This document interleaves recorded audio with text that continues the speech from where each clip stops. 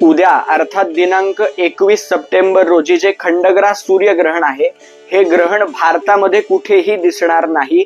त्यामुळे भारतातल्या कोणीही या ग्रहणाचे कोणतेही नियम पाळण्याची गरज नाही।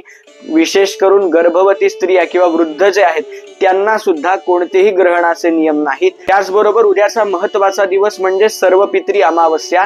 ज्यांना कुणाला आपल्या पूर्वजांची मृत्यूतिथी माहिती नसेल अशा सर्वांसाठी ही अमावस्या महत्त्वाची आहे। त्याचबरोबर जर कुणाला तिथी माहित असून सुद्धा त्या तिथीला काही कामामुळे जर त्यांचं श्राद्ध करायचं राहिलं असेल तर अशा सर्वांसाठी म्हणून सर्वपित्री अमावस्या अत्यंत महत्त्वाचा दिवस असतो। आपल्या सर्व पूर्वजांना उद्देशून या दिवशी श्राद्ध करता येतं।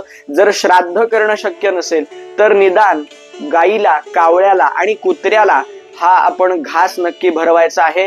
त्याचबरोबर तेही करणं जर शक्य नसेल तर जे घरापासून लांब राहतात किंवा ज्यांना काहीही करणं शक्य नाही अशांनी पितृस्तोत्र म्हणावं किंवा विष्णू सहस्त्रनाम म्हणावं। माध्यान्नाच्या वेळेमध्ये दोन्ही हात वरती करून एकांत स्थळामध्ये जाऊन सूर्याच्या समोर उभं राहावं आणि आपल्या सर्व पूर्वजांना प्रार्थना करावी आणि पितृंची कृपा संपादन करून घ्यावी।